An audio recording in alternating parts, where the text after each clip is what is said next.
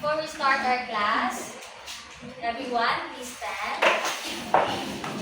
Ate Rian, please lead the prayer. Are you ready to pray, classmates? Yes, we are ready. Let us pray. Father, the Son, and the Holy Spirit. Our Father, who art in heaven, hallowed be thy name. Thy kingdom come, thy will be done, on earth as it is in heaven. Give us this day our daily bread, and forgive us our trespasses, as we forgive those who trespass against us. And lead us not into temptation, but deliver us from evil. Amen. In the name of the Father, the Son, and the Holy Spirit.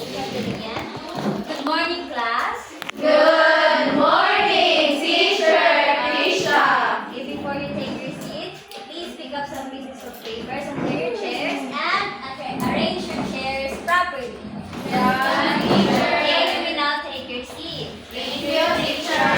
How are you today? We're fine, teacher.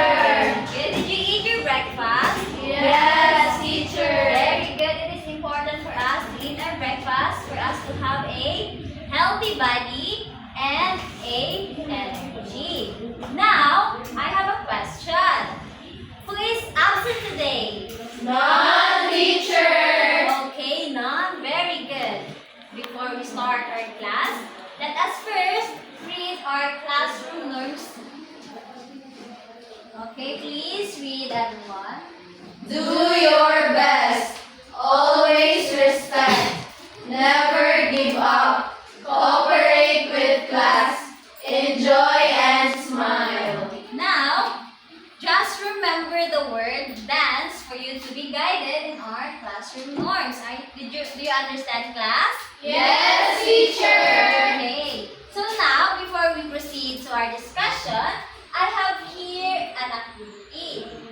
What you are going to do is sasayaw kayo ng Galaw Pilipinas. So, tumayo ang lahat. Handa na ba kayong sumayaw?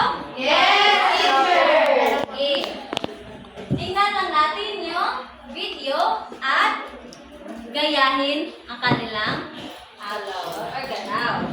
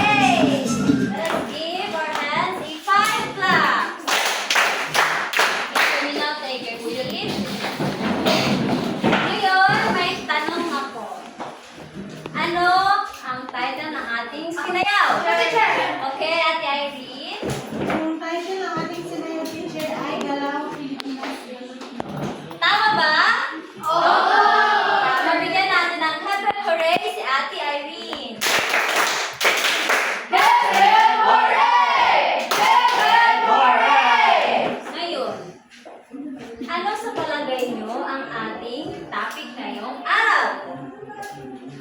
Okay? Ate Angeline, tungkol po sa dance elements and movement. Dance elements. Okay, bigyan natin ng hep hep hooray si Ate Angeline. Hep hep hooray! Hep hep hooray! Ngayon ang ating tatalakayin ay tungkol sa mga elemento ng pagsasayaw. Pero bago yan, basahin muna natin ang ating learning objectives. At the end of the lesson, the students should be able to identify and explain how each dance element movements, example, body, action, space, time, and energy, help improve coordination, balance, and timing in dance. Perform rhythmic movement sequences using body coordination, spatial awareness, timing, and energy, showing improvement in control and execution, and show willingness and enthusiasm to participate in rhythmic activities, and show positive attitude toward movement and personal improvement. Okay, naintindihan ba ang ating learning objectives? Opo, teacher! And now that we've warmed up of our Galaw Pilipinas dance, let's move on to an exciting group activity. But before that, I will group you into two groups. This will be the group 1 and this will be the group 2. Now, all you have to do is, I have here a set of flashcards. This flashcard shows different types of rhythmic dances. All you have to do is to match this picture to the given name. So, example, if I have here a picture of pop dance, you will match it to the correct word. Did you all understand, class? Yes, teacher! Okay, what will you do? Yes. We will match the picture to its word. Yes, that's correct. Now that that you understand, your task is can you please create a circle? Right here.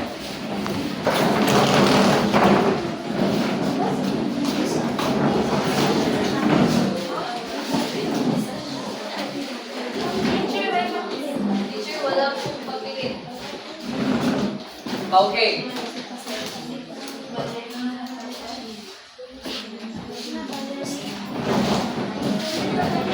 Wait lang. Okay, I will give you 5 minutes to do your task.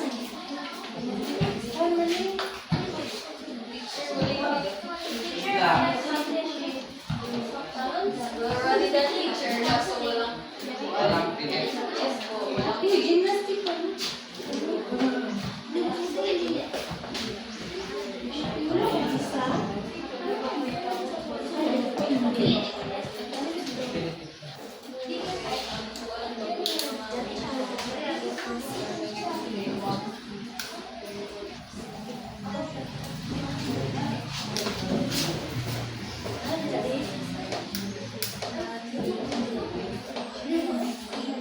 We're done, teacher. You're done? Okay. Just sit quiet because you're doing still matching the photo. Can we paste it on the board? Yes, can you face the wall?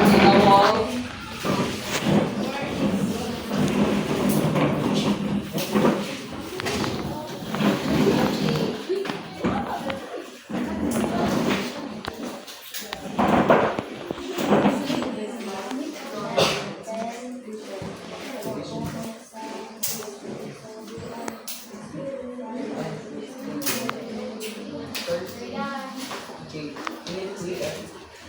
In the wall.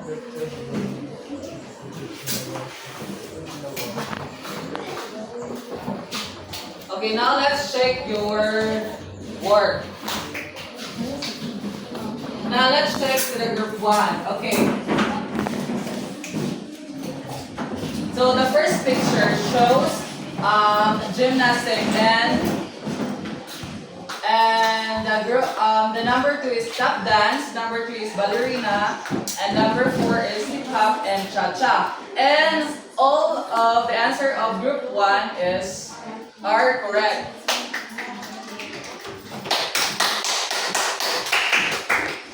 Now let's check to the group 2 if their answers are correct also. Okay, it seems that they have a same answer and correct answer, so they have a 50 points. And now, I have a question. What was ano ang natutunan nyo sa aktibidad na ito? Yes, Ate Rachel? Natutunan ko kung mag-classify kung ano ang specific na dance ko teacher. Example, the gymnastic. If we will see the picture teacher, ma-identify natin na this is a gymnastic. Correct. Bigyan na natin ng 3 palakpak si Ate Rachel. Okay, the picture shows different types of rhythmic dances, and it have a and each of that dance or rhythmic dances have a each different unique movement. So let us remember that it is important to understand rhythmic dances or rhythmic movement to have a physical in order for us to have a physical skills and confidence in doing the some activities that we do, like dancing hip hop or dancing ballad. Now, class, naalala niyo ba yung pinerform yung kaninang Galaw Pilipinas? Yes, no teacher. Now, I want you to understand what makes a dance like that effective and expressive.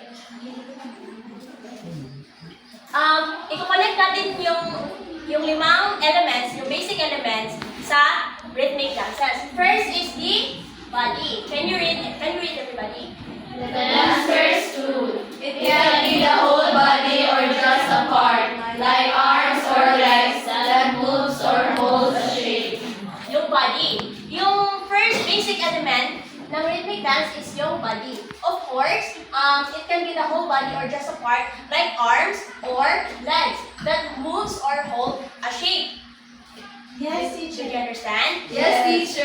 Okay, let's move on to the second basic element of the rhythmic dance. Next is the action. The movements we do, like jumping or turning, clapping, or even standing still.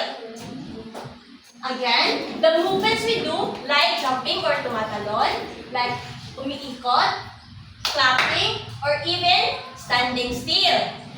Okay, Ano teacher. ba? Okay, next is the space. Where we move. Are our steps wide or small? The space. Alam niyo ba yung space? Yes, teacher. Okay. Do we stay in place or travel around? Yan yung ginagalawan natin. Okay, teacher. Okay. The time. When we move, this includes the rhythm, the speed, and the timing of our steps. Okay? Yes, teacher. Okay. And the last one is the energy. How we move. Movements can be sharp, soft, strong, or light depending on our mood or intention. Yan yung kung paano natin i-execute yung Action. galaw natin or yung action. Yes, very good. And that are the 5 basic elements of the rhythmic dance. Did you understand? Do you have any other question? Teacher. Very good. Mga bata, kanina ay sumayaw tayo ng Galaw Pilipinas. Ngayon tatanungin ko kayo, ano ang 5 elemento ng pagsasayaw? Yes, Ate, I'll mention. The body, action, space, time, and energy teacher. Yes, very good. Bigyan natin ng 3 palakpak si Ate Almension. elemento ng pagsasayaw. Ngayon naman ay tatanungin ko kayo, ano ang elemento ng pagsasayaw na nakita ninyo sa sinayaw nating Galaw Pilipinas? Sinong makapagsasabi, ano ang elementong nakikita ninyo o napapansin ninyo sa ating sinayaw kanina? Yes? Ate Rachel, anong elemento kaya nakita natin? Yung body teacher, ginagamit natin yung arms natin tsaka legs. Yes, very good. Bigyan natin ng 3 palakpak si Ate Rachel. We use the body because we are moving our whole body or our arms and legs. Ano pa kayong elemento ang nakikita natin? Sige, Ate Irene. Space teacher, like ito, nag-move me sa katugaling, we move slightly ang teacher, di lang tayo far away. Nag-integrate siya po siya space sa kanang teacher. Okay, very good. Let's give 3 claps to Ate Irene. Ate Irene said that we also use space because we move slightly. Merong pangyayari na gumalaw tayo mula dito at pumunta tayo sa ibang space. So, ginagamit rin natin ang space sa ating pagsasayaw. Ngayon naman, paano naman kaya natin ginagamit ang energy sa ating pagsasayaw o sa ating sinayaw kanina? Sa papaanong paraan natin ginamit ang energy? Yes, Ate Julina? Ano tayo, gumalaw teacher kung pag-execute. O pag-execute sa mga actions. So, ito ba ay Short, strong, sa ating sinayaw kanina na Galaw Pilipinas, ate, ano kayang energy na iyong ginagamit? strong teacher. Strong! Okay, bigyan natin ng 3 palakpak si Ate Julina. Ang ginamit ni Ate Julina ng energy ay strong. So, nakadepende ang ating ginagamit na energy sa ating mood o kaya sa musika na ating ginagamit. At ang ating ginamit kanina ay Galaw Pilipinas. At ang sabi ni Ate Julina ay ang musika o ang pagsasayaw niya ay strong. Ngayon naman mga bata ay gagamitin natin ang ating natutunan sa isang aktibidad na tinatawag na Mirror Use Remix. So ang gagawin nyo lang ay una, ipapakat ko kayo sa pangalawa. Ito ang unang pangkat at pangalawang pangkat. Para sa instruction, maaari bang basahin ninyo ang nakalagay sa ating telebisyon? In the same group, they are asked to create a short rhythmic dance sequence. One person leads the movements while the other mirrors them. After a few counts, the lady will switch to each group are then asked to remix their routine by changing one element, such as timing, energy, or use of space. They are given 8-10 minutes to prepare their routine. After the preparation time, the group will perform their routines in front of the class. Naiintindihan ba ang ating instruction? Yes, teacher! Para maging malinaw, isa sa inyong grupo ay sasayaw at kayong lahat na natitira ay gagaya sa kanya.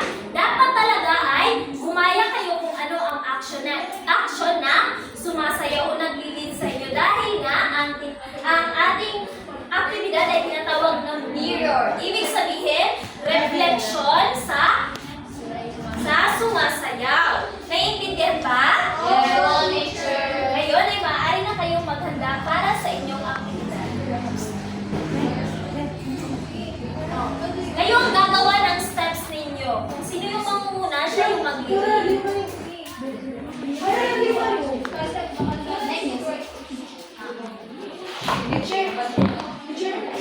Teacher, gagamit mo ba ng music? Opo, meron music na i-ano dito. Ihahanda.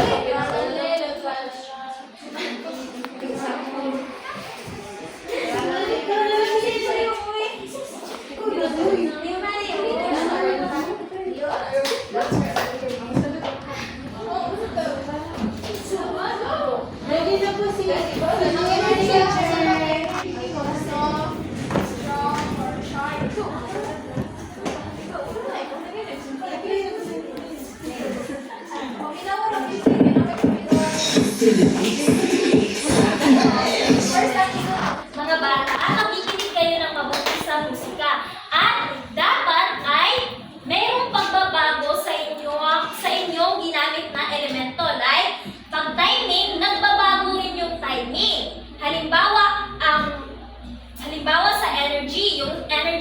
first soft lang, dapat ay may pagbabago pagka lumipas na ang ilang minuto. Naiintindihan ba? Yes! Para makita natin kung anong resulta kapag nagbabago ang elemento ng pagsasayaw. Naiintindihan? Ngayon ay maaari na kayong magsimula.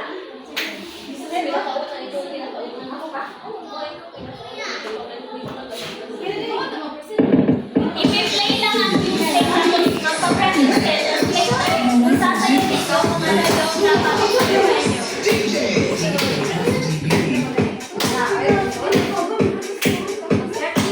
Practice pa.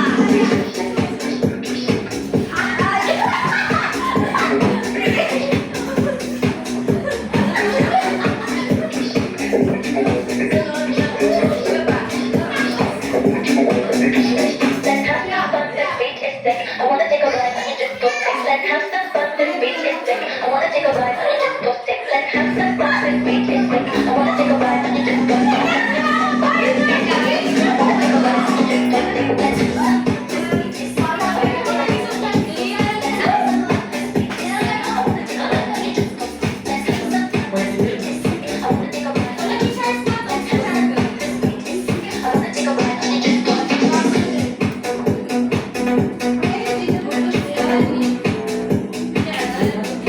Lahat ng elemento ay dapat na magagamit. Yung limang elemento.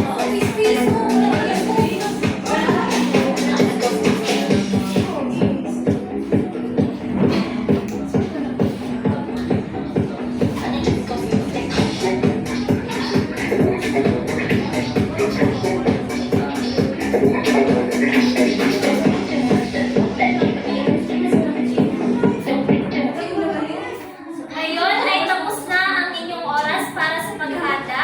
Maaari na tayong magsimula. Ang grupong ito ay nakahanda na ba? Ngayon kayo ang unang mag-prepare para sa inyong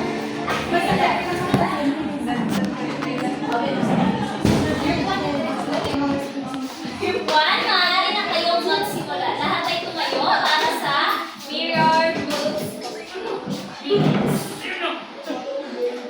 In 3, 2, 1, go!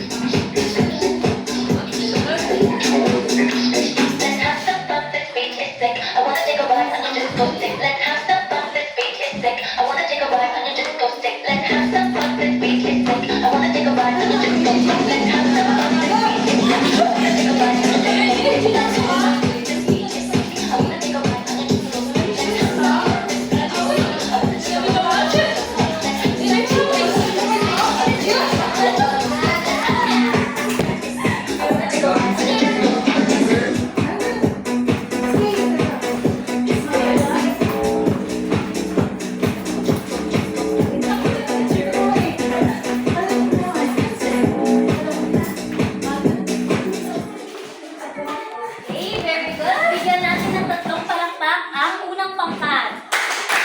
Ngayon, para sa unang pangkat, maaari ko bang tawagin ang isa sa inyo para i-explain kung anong mga elemento ang ginamit ninyo. Lahat ba ng elemento at sa papaanong paraan ninyo ginamit ang mga iyon. Sige, Ate Leo Marie, ikaw na lamang sapagkat ikaw na muna kanina para sa inyong aktibidad. Yung mga elemento na ginagamit po namin teacher, like yung space teacher, like the teacher. Yes. Tapos yung body, of course, and then yung energy. Ano yung energy na ginamit ninyo? Like sa part nga, andong teacher room. Like ng teacher.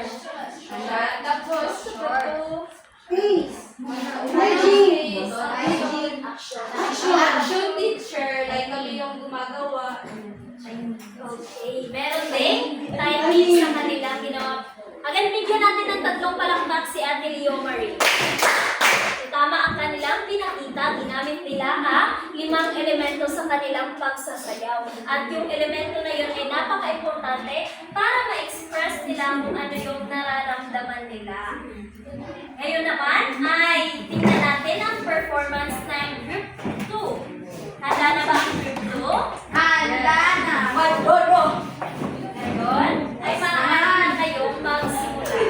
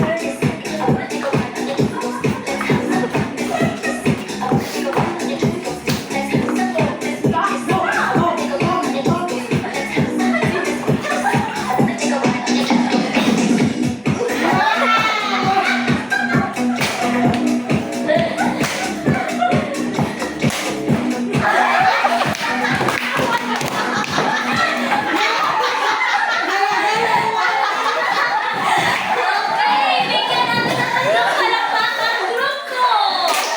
Napakagaling sumayaw ng Ate Geraldine.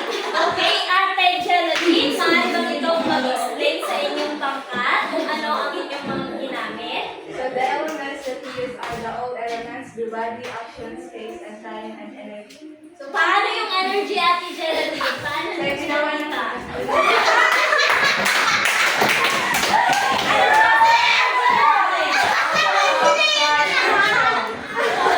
Strong, sharp, and soft daw yung ginamit. Grabe yung energy na pangalawang pangkat. Ngayon naman ay na-perform ng maayos ng unang pangkat at pangalawang pangkat ang lahat ng elemento, kaya kayo ay magkakaroon ng 30 puntos. Naiintindihan ba ninyo kung paano ginagamit ang 5 elemento ng pagsasayaw? Opo, teacher! So, paano kaya paraan ito ginagamit, Ate Angeline? Pag teacher, sa pamagitan ng sa pagsayaw teacher, So, paano paraan mo ginagamit ang elemento ng pagsasayaw? may teacher, kagaya ng kapag may aktibidad teacher, kagaya ng pagsayaw teacher, magagamit natin ang sa pagsayaw teacher, magagamit natin ang mga elemento kagaya ng body. Of course, we need our body. Tapos action teacher. Hindi tayo makakabuo ng isang sayaw na walang action. And of course, the energy. Pag walang energy, walang tayo. Okay, bigyan natin ng 3 palakpak si Ate Angeline.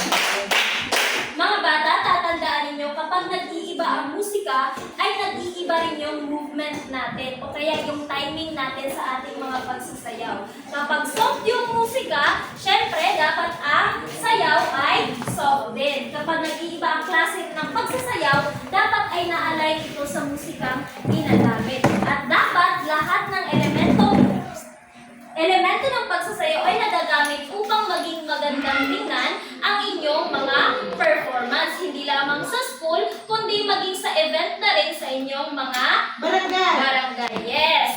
Naiintindihan na ba ninyo ang 5 elemento ng pagsasayaw? Mabuti.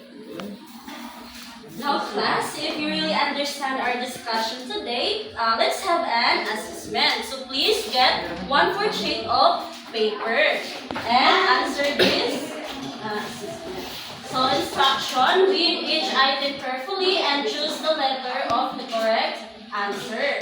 Okay class, you have now your paper. And you will now start answering.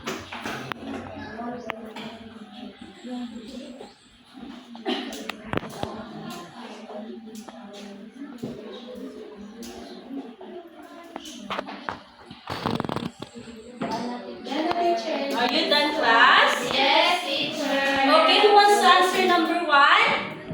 Eugene! Yes, Ate Eugene.